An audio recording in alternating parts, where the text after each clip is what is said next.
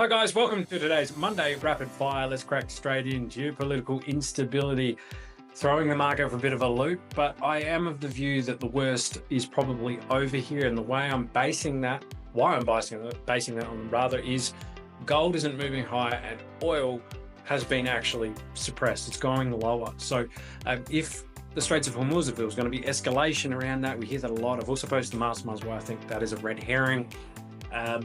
It does appear that the market is telling us that, look, the worst of the doom, the war, doom porn is over, in my view, barring any escalation. We don't have a crystal ball. We can't see what's around the corner.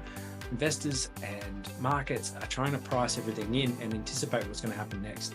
And I'm seeing some pretty clear signals that that blood that we saw last night, especially in crypto, was front running this type of fear and panic. So we might get a pretty uncertain open on the S&P 500 tonight. Futures is already bouncing, which is just crazy. So I'm thinking in the near term, this is blood to be bought. That said, I'm also focused on potentially a 96,000 touch. We got down to 98,500, I think, off the top of my head. But excuse me, the 200-day moving average is at 96.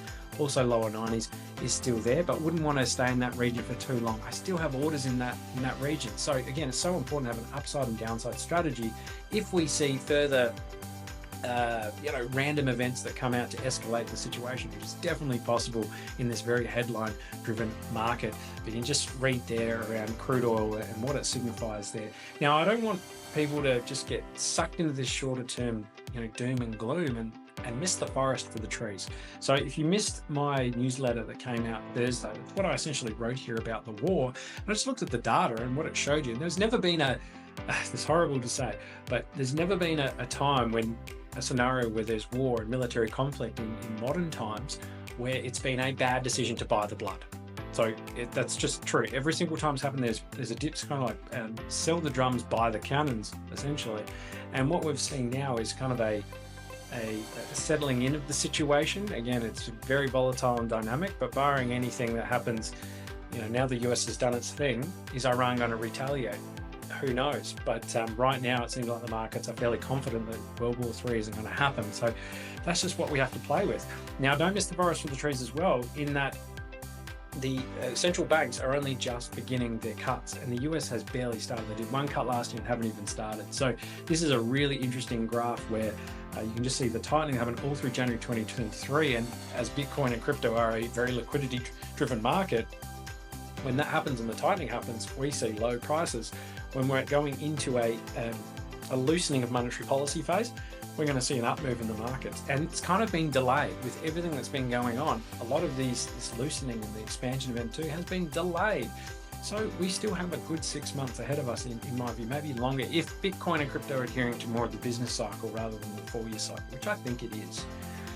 Okay, now back to my previous point around the data. You can see every major conflict in modern history, we've seen a bit of a dip in risk markets, so stocks, and then the dip has been aggressively bought. So again, it's never been a bad decision to buy. Russia-Ukraine conflict, remember it really well.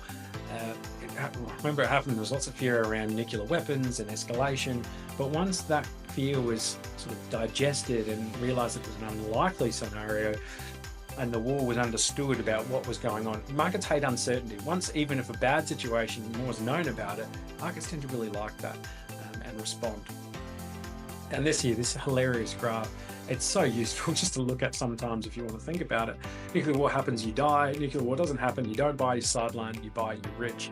Now, there is a bit of a balance in there as well. You can buy, but also just not buy everything. It's a smart way of going about it, but I like what this is saying. I really do. So 3 tips to bulletproof your crypto portfolio. Make sure you read this newsletter that came out Thursday. So it has some little nuggets in there about what we're looking at. So Bitcoin, in my view, is creating the right shoulder of a much larger cup and handle formation. That's what I'm seeing. What I really liked this morning was it closed back above the 10 EMA on the weekly, and it closed above 100. So that was really important. But we've lost the 50-day moving average, which has been a really useful barometer for telling us when we're going into a deeper correction. So we've been in an uptrend above it for quite a while, but when we dip beneath it, we tend to stay under it, sometimes for much deeper corrections. So it's that yellow line through there. The circles sort of show you where we've lost it. So how deep this goes, I don't know, but I'm looking at the volume profile here at around 97 down to 93,000 at the 200-day moving average and the 100. Each week, just remember, these are going to continue to come up, or each day these are going to continue to move up or just go sideways. So I think this level is really important, but you can just see we're in this channel going sideways and a bit down. So if we can get above that 107 level again, I think your bulls are looking pretty good, but we do really want to wait for new highs before we make any conclusive decision there. But ultimately, the scenario we want to see is a breakout of the channel, a retest, and then up she goes. So 120, I think, still on the agenda. I know it's crazy, might not feel like it. 120 is on the agenda. Plus, altcoins are really where the pain's being felt right now. It doesn't mean you should not look at them. I think it's really important you still focus on them and look at the risk reward that you're kind of getting. If you can manage risk on a small percentage of your portfolio and move it into some of these alts that you're really keen on at core levels, I think it's a really smart thing to do, because this is where you make all your money. If you see these big drops on alts that have been relatively strong, things like Hive or Sui, things that have been performing really well over a longer period of time, but now we're getting into really oversold territory on longer time horizons, on the bigger charts.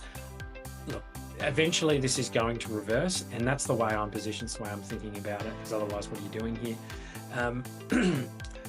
Yeah, I think RSI as well is interesting to look at. It's at the same spot as we were at 74,000 way back here, same as the Stoke RSI. So some comparisons can be drawn, but I think just being patient is really smart here. We can definitely run back into the resistance above, come down and test that 96,000 area, or we've bottomed here already and we're just going to chop around and have a much better back end of the month as markets feel really good about themselves. Yeah, that's all I'm going to share with you today, guys. As always, thanks for watching. Make sure to become a Newslab subscriber. And if you've enjoyed this session and you're not a CCI client, make sure to reach out to the team below on the link. We can have a chat. All right, guys. See you. Bye.